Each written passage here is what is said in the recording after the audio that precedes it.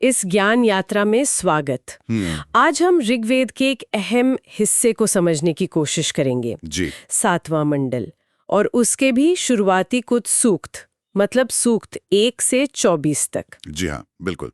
ये जो पहले 24 सूक्त हैं 7वें मंडल के, ये हमारे स्रोत हैं आज की चर्चा के लिए। और इनमें 2 देवों का जिक्र प्रमुखता से मिलता है, अग्नि और इंद्र। हाँ, अग्नि और इंद्र। तो हमारा मकसद यही है कि इन सूक्तों के जरिए समझें कि उस समय के लोग इन देवों को कैसे देखते थे, क्या प्रार्थनाएं करते थे, क्या मांगते थे। बिल्कुल, उनकी दुनिया में इन देवों की जगह क्या थी, ये समझने की कोशिश करेंगे। ठीक है, तो चलिए शुरू करते हैं। पहले अग्निदेव की बात करते हैं। शुरुआती कई सूक्त, शायद 17 तक, उन्हीं पर केंद्रित हैं। इनमें अग्नि की उत्पत्ति की बात है, जैसे वो लकड़ियों को रगड़ने से, मंथन से प्रकट होते हैं। हाँ, अग्नि मंथन का जिक्र है। और बहुत महत्वपूर्ण बात ये कि उन्हें मनुष्यों और देवताओं के बीच का दूत बताया गया है, एक तरह का कनेक्टर। अच्छा, दूत मतलब संदेश ले जाने वाले? जी बिल्कुल। यज्ञ की आहुतियां देवताओं तक पहुंचाना, साथ ही उन्हें पवित्र करने वाला, मतलब शोधक भी कहा गया है। और गृह स्वामी भी, ये बड़ा दिलचस्प है। गृह स्वामी, घर का स्वामी। हाँ, यानी हर घर में उनकी एक स्थायी महत्वपूर्ण उपस्थिति है।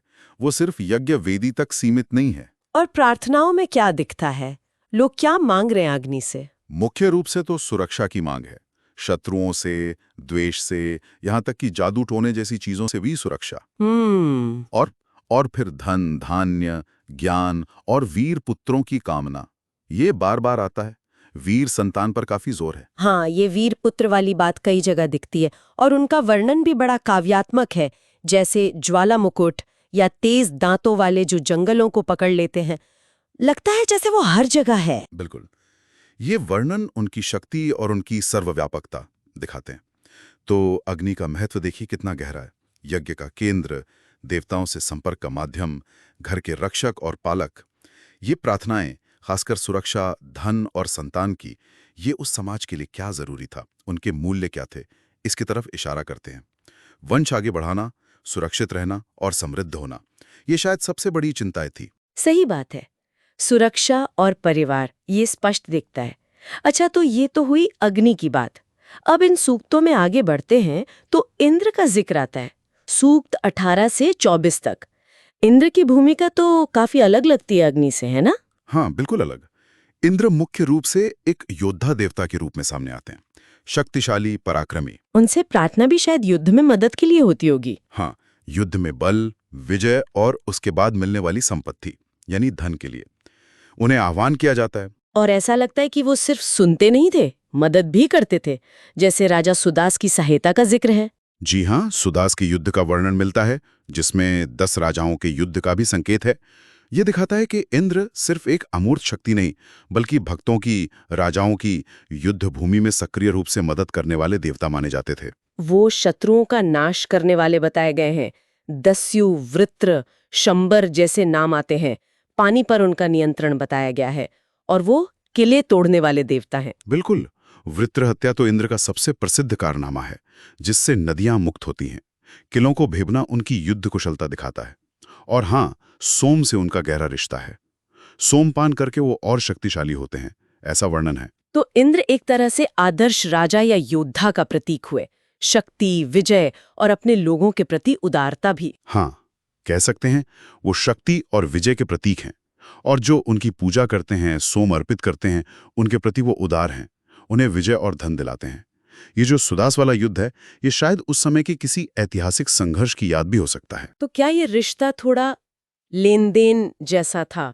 भक्त प्रार्थना करते हैं, सोम देते हैं, और बदले में इंद्र से मदद और लूट का हिस्सा चाहते हैं। हाँ, इस तरह का एक ट्रांजैक्शनल पहलू तो दिखता है। कई सूक्तों में ये भाव स्पष्ट है कि सोम अर्पण के बदले में इंद्र सहायता करेंगे।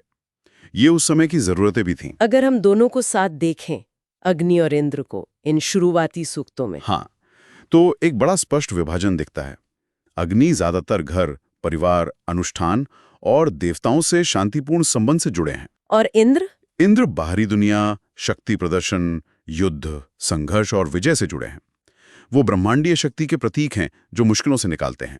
लेकिन दिलचस्प बात यह है कि दोनों से मांगी जाने वाली कुछ चीजें समान हैं, जैसे सुरक्षा, धन, वीर संतान, लंबी आयु। कई सूक्तों के अंत में आता है ना, हे देवगण सदा हमारा कल्याण करें। प्रार्थनाएं बहुत व्यावहारिक थीं। वो देवताओं से अपने रोजमर्रा के जीवन की चुनौतियों में सीधा हस्तक्षेप चाहते थे। अमूर्त दर्शन से ज्यादा ठोस लाभ की इच्छा दिखती है। और भाषा भी कमाल की है। अग्नि की ज्वाला का वर्णन हो या इंद्र के वज्र का। हाँ, वो भाषा उनके अनुभव की जीवंतता दिखाती है। तो कुल मिलाकर इन सूक्तों से हमें पता चलता है कि अग्नि घर और रस्मों के लिए कितने केंद्रीय थे, देवताओं तक पहुंचने का रास्ता थे, और इंद्र शक्ति, सुरक्षा और जीत के लिए पुकारे जाते थे, खासकर युद्ध के समय। और लोगों की मुख्य चिंताएं थीं सुरक्षा, समृद्धि और वंश का चलना। यहीं पर शायद एक सवाल सोचने लायक है, जो इन्हीं सूक्तों से उठता है। जी, ये जो बार बार शत्रुओं से रक्षा, धन की जरूरत और वीर संतान की इच्छा पर इतना जोर है, ये उस समाज की असल चुनौतियों और उनकी उम्मीदों के बारे में हमें क्या बताता है? हाँ, और ये भी कि देवताओं का इंसानी मामलों में इतना सीधा दखल देना, ये उनके विश्व को देखने के तरीके के बारे में क्या कहता है? ये दिखाता है कि वो मानते थे कि दिव्य शक्तियां उनके जीवन को सीधे तौर पर प्रभावित करती हैं और उनसे संवाद संभव है। बिल्कुल। इसी विचार के साथ आज की ये चर्चा यहीं समाप्त करते हैं।